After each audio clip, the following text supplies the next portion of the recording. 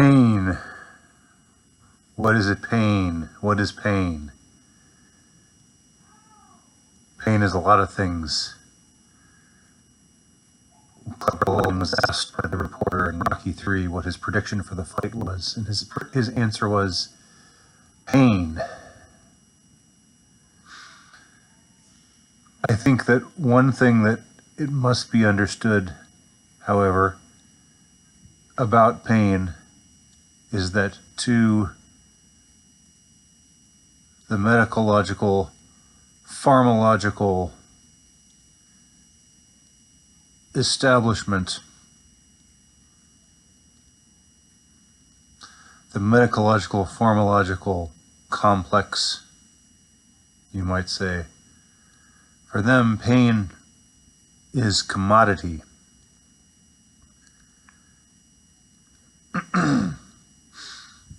Be it physical or otherwise. Pain, when real, is a commodity to be traded upon. It's not something they seek to ameliorate, because if there was no pain, if there was no illness, they wouldn't have the plum jobs that they have.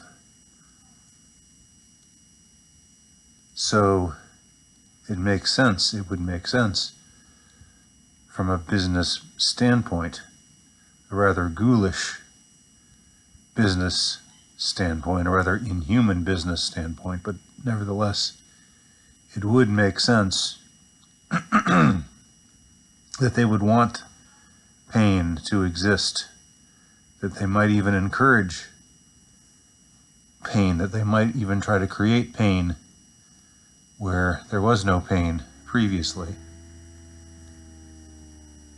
Because pain is a commodity. When a person is in pain, he is in need. And when a person is in need,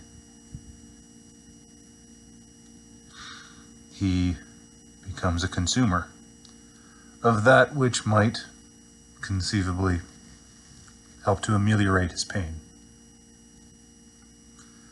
A little over 2 years ago, I was told that I had cancer on my face. I was told that the cancer on my face had grown inward, had grown invasive, and so they needed to remove the cancer, of course. They needed to go further down inside of my face to take all of the cancer out. But they also had to slice down the side of my neck to examine my lymph nodes to see if the cancer had spread. Now, I was told that there was probably not much danger that it had spread, but that it was still necessary that it be done. And so I had this very invasive surgery where they carved up my face, much of my face, and I'll let you see it here for a second. Not great light to see it by. You've probably remarked it before if you've ever seen my face, but so they sliced me here. That was where they went in, and took out the cancer, and they took out this gland near this ear. And they also, it's probably even harder for you to see this, but they took a big slice on my neck and on down to my chest. So by the time I got out of surgery, I had sutures all along here, and one that went wrapped around my ear, and then the parotid gland there that isn't there anymore. And then I also had sutures down the incision, the wide incision that they made on the side of my neck down to my chest area. So that was just a bit of visual aid there to show the extensiveness of what was done to me that day, which was a little over 2 years ago. Now, afterwards, after a few days had passed, they examined me again. The surgeon looked me over, and he sent my lymph nodes in and came back and brought me the news that it looked like they had pretty much gotten everything. So the operation was a success, and that was that, basically. There had been the chance that maybe they would have needed to,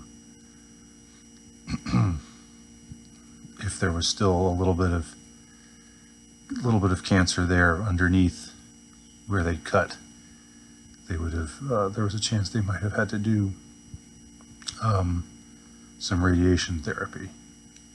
That's not the same as chemo, mind you, but it would have meant more invasiveness, but that turned out not to be necessary. So I was done with the cancer, but I was not done with pain. And in fact, the pain has lingered from where they cut ever since, in one way or another.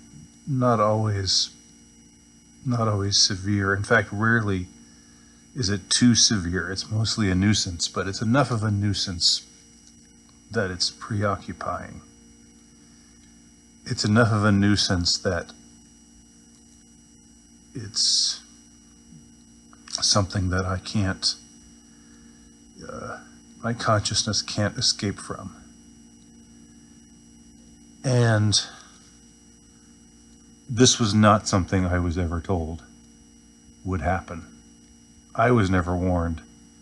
I was never taken aside and had it explained to me that, look, we're going to cut up your skin. There's a lot of nerves in your neck, and we're going to have to graft your skin in places and make all these changes, rearrange things, and as a result, you will be in some discomfort. But that's the way it is, and that's the deal. And after that happens, we'll work together to help ameliorate the pain and so forth. No, they didn't tell me that. I was never told anything of the kind. Never. I wasn't told that things would be different. I was just told, okay, here's what we're going to do. you need to come in and do it. It's necessary that it be done. And so here's the date when we will cut you up. So be sure to come in with bells on, and we'll do this thing. And so I went in, and they did their thing and gave me absolutely no preparation for what was to follow. I thought that at first it hurt, and I was on painkillers for a little while, and I thought, well, it'll be different when they take out the sutures. Then things will start to return to normal again. But when they took out the sutures, the pain remained. And how should I describe the pain? It's mostly more of a discomfort than a pain per se. It feels like this whole area is, well, it's tender and sore, and it hurts, but it's not something that, it's not a pain that's that easy to compartmentalize when it is there. Sometimes it itches.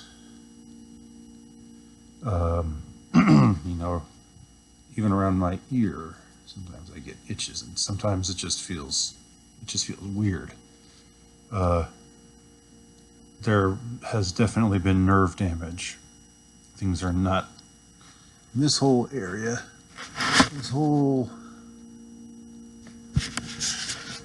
part of my neck, down through here, the entire place where they operated, around here, and then over here, and then down through here, and then up through here. You can see that, I mean, the incisions are, it's over 2 years later, and the incisions are still visible. You can see over here, there's still, you know, some obvious signs of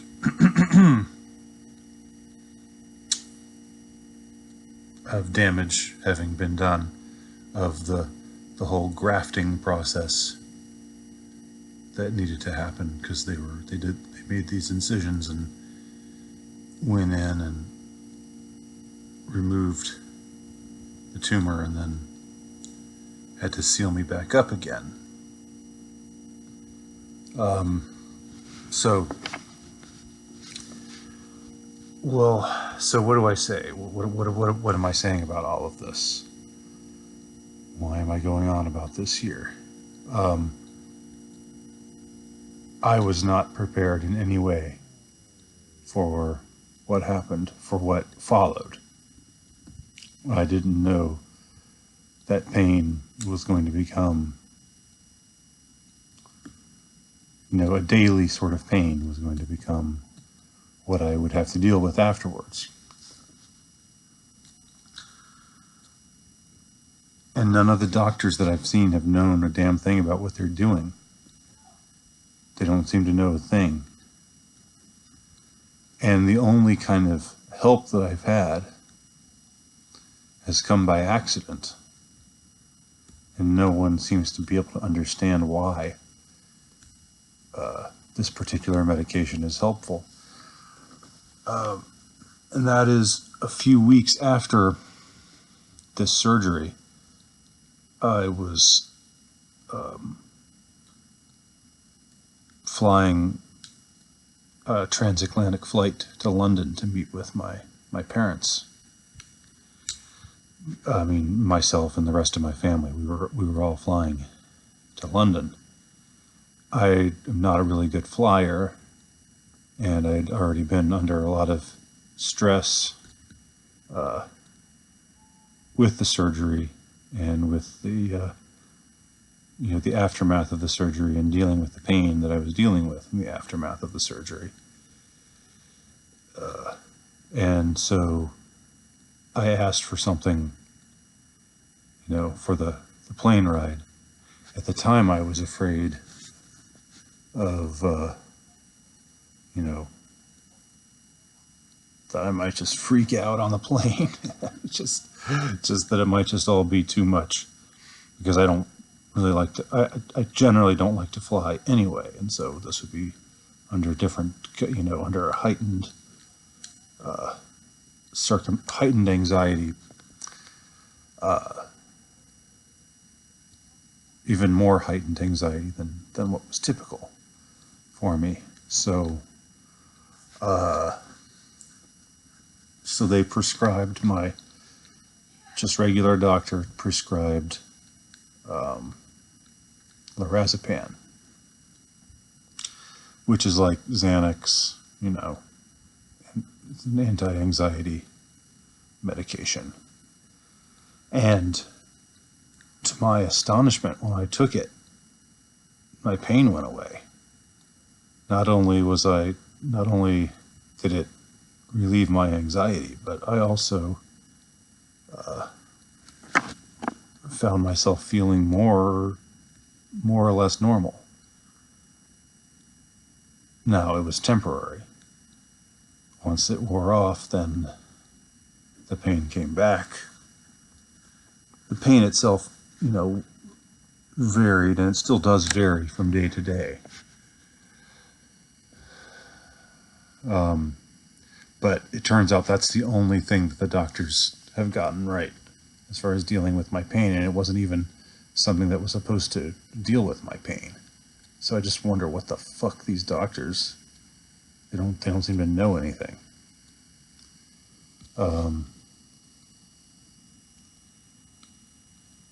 But anyway, so it was the lorazepam, and it has been the lorazepam ever since that's helped me out with the pain. Now, I eventually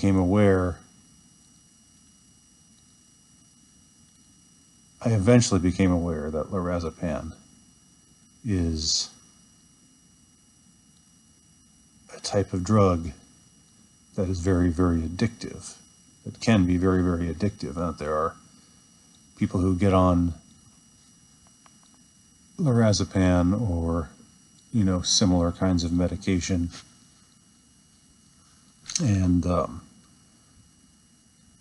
they build up an immunity, so their doctors prescribe more, and so they take more, and then it goes, they up their doses until eventually they just have to get off the stuff. But when they try to get off the stuff, it's like the worst thing ever. It's like more horrifying of a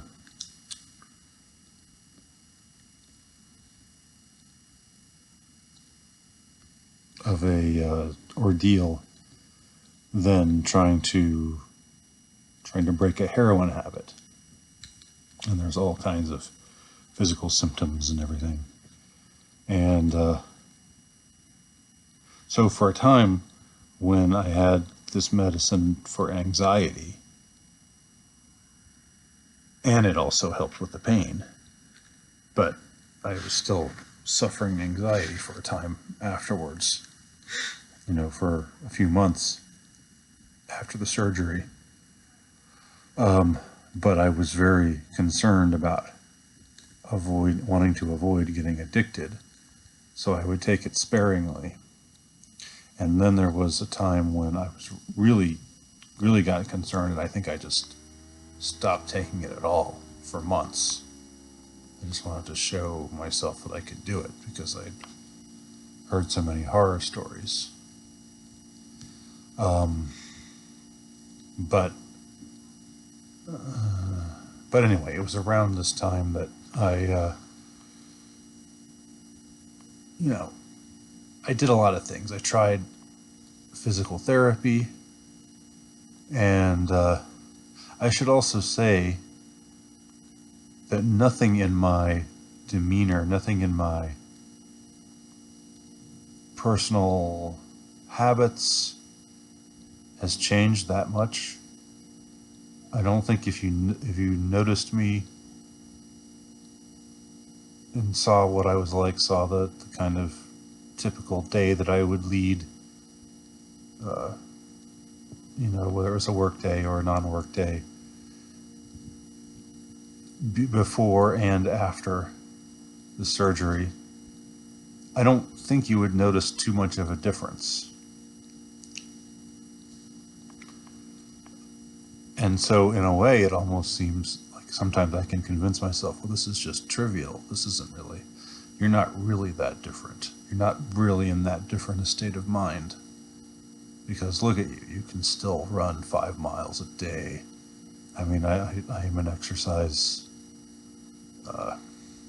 addict. I have to work out every day. So I have to either run or do something, run or swim or ride the stationary bike at the gym, and give myself a good workout. And I'm still able to do all of that. And so everything is the same and yet not the same. And the pain is there, but but sometimes I can ignore it and pretend that I'm just normal, but other times I absolutely cannot pretend any such thing, even though I still behave the same way, do the same kind of things. But the thing is, nobody told me, none of these doctors, my surgeon, who's supposed to be top rate, I'm sure he did a good job in the actual cutting. And the doctors all stick together. That's the thing. They all they vouch for one another. Like I've had a couple of doctors say, "Oh wow, he did a really great job," when they look at my neck. It's beautiful, it's a beautiful job. You kind of get the feeling like they're looking at you, examining their handiwork.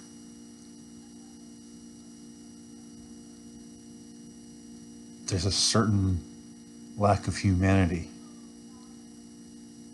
I remember when I went in for surgery, somebody who was there, I don't know if he was assisting or if he was just there to ask questions and stuff, and it reminded me of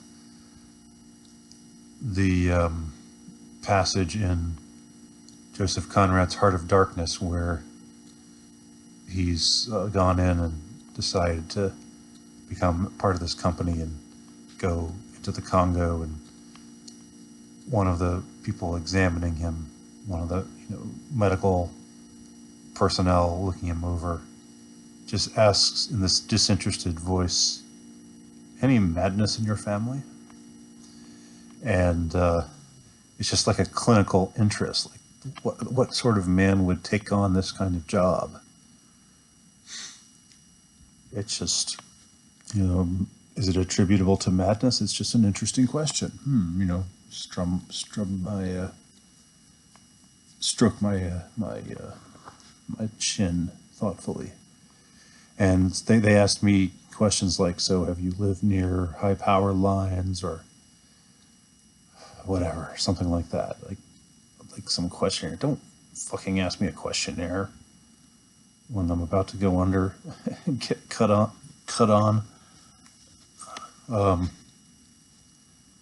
Like I said, in a way, it's like you're just a curiosity. And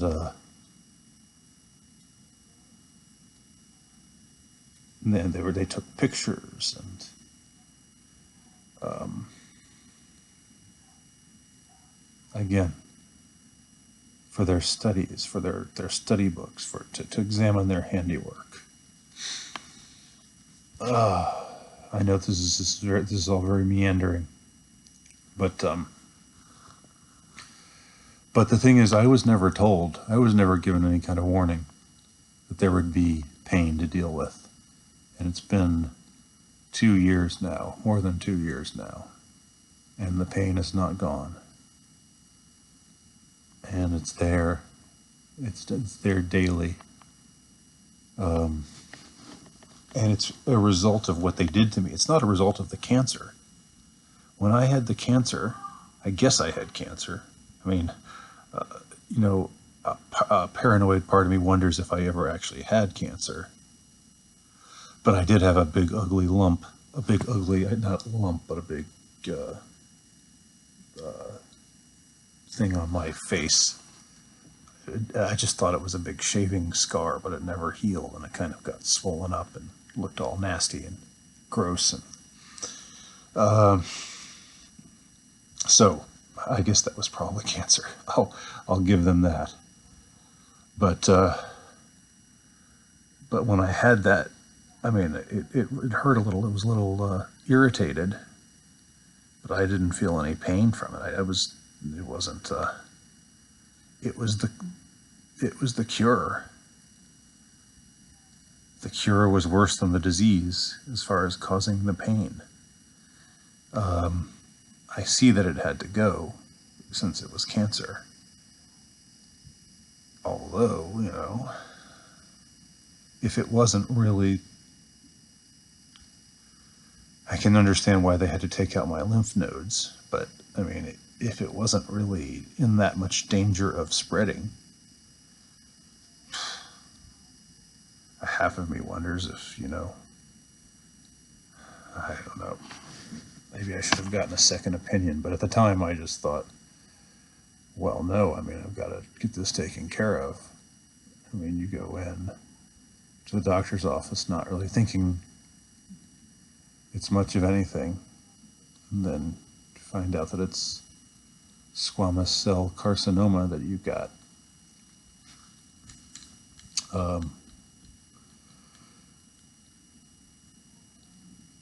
And so, but it was the cure that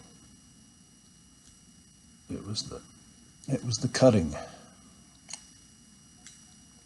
the trauma, the physical trauma from getting sliced open, and all the nerves in my neck.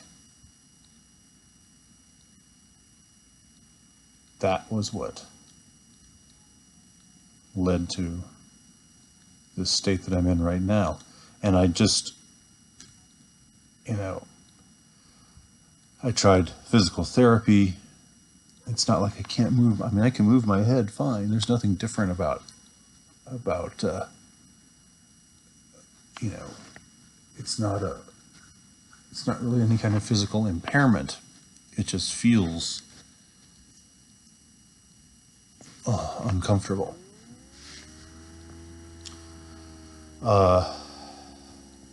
But just getting back to what I was saying before, I really do think that pain is a commodity to the medical establishment. They find a way to make you feel pain in order to get you to buy drugs to help out with the pain.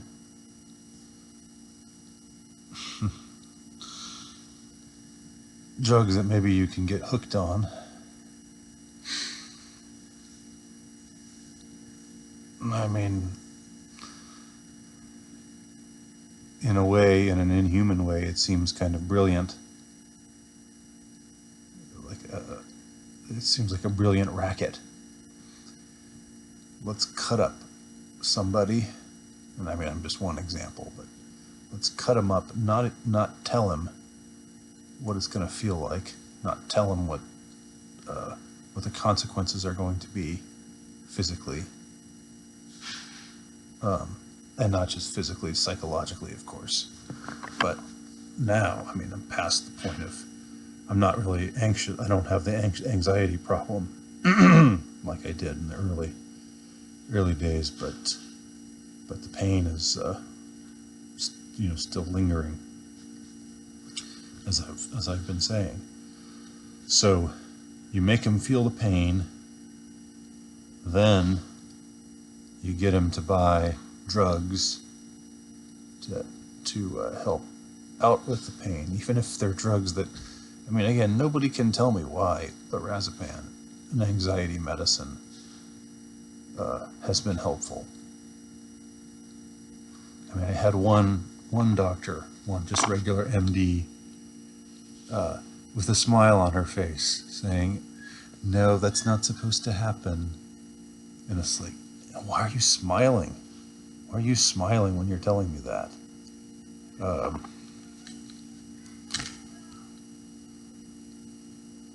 So, on the one hand, ignorance, and even though it's not, I don't think it can be thought of as malpractice. I don't think there's anything suit-worthy about any of this, but I mean, I sure as hell would have hoped that they would say, "Oh, well, look, after this surgery, you're going to be okay, but it's going to be painful, and you're going to have to deal with the pain, but we're here for you, and we'll work with you, and we'll get you into contact with people who can maybe help you, and, you know, one way or another, by hook or by crook, will help you, will help get you back to where you were before, relatively speaking." Nobody said anything like that to me. None of them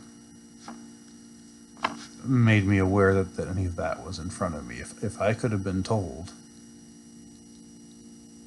you know, anything like that in plain language, if they could have said to me,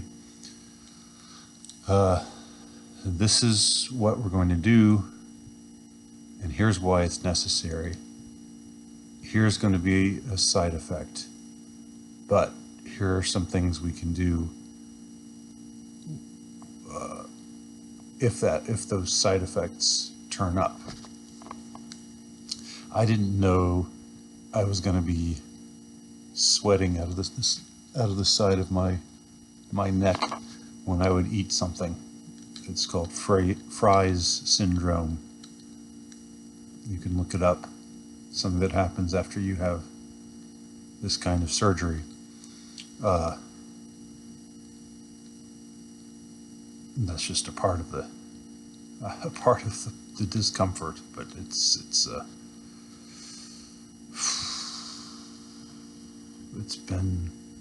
the new normal now. Over the last 2 years, that's been what it's been like. When I eat, sometimes I have to, you know, if the pain is bad that time, I have to push back like that to, I don't know, make it be less irksome, less bothersome.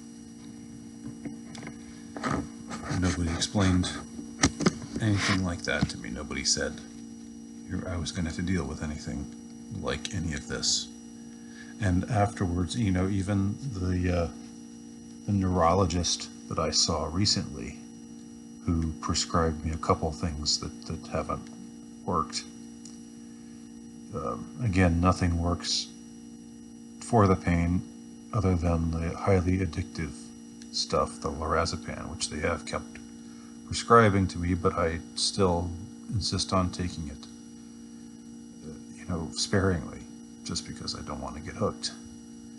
But anyway, but even the neurologist said, "Oh, Fry syndrome? What's that?" All right, he didn't quite say it like that, but he didn't know. Clearly, didn't know. I mean, this is stuff I find out from looking it up on the fucking internet. You know, I'm telling these doctors about symptoms. I'm telling them about syndromes and stuff.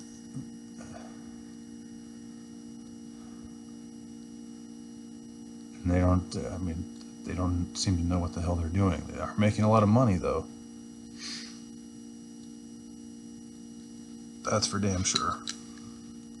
And they're helping their people in the pharmacological industry make a lot of money too. Pain is a commodity, like I was saying. So that pretty much brings things up to the present. And I don't know, I'm thinking now this is just going to have to be something that I'm going to have to maybe deal with for the duration. I haven't liked to talk about it just because I don't like bitching. I don't like being all woe is me. I don't like giving the impression that I'm, I don't know, that I'm somehow trying to make myself into a victim or trying to get people to feel sorry for me or anything like that. I really don't want to do that. I mean, there are a lot of people who are in way worse pain than me. Way worse. I'm well aware of that. But within an admittedly circumscribed limitation of context, this has been an ordeal for me, and it's been a source of frustration for me, and it's made me very, very bitter and very hostile towards the medical establishment, because I just don't think I was treated very well. I mean, I think that if it's true that the cancer was where they said it was, and if it's true that they did what they needed to do to cut it out, then that's good. That's all well and good. But again, nothing that they've done has been of any help except the pills that they've prescribed, these highly addictive, what some people call poison, this type of medication that can be so incredibly addictive. That's the only thing that's actually helped with the pain. Nobody seems to know why it helps with the pain. I mean, it works on the nerves, so I guess there's that. But I haven't had any doctor say, "Oh yeah, well, here's the reason why." They're just not forthcoming in any way. They're not. I don't know if they're afraid of getting sued. Again, they stand up for each other. They're just one big unit of incompetence, but highly trained, highly paid incompetence. So, that's my story. Pain is a commodity. Thank you for watching.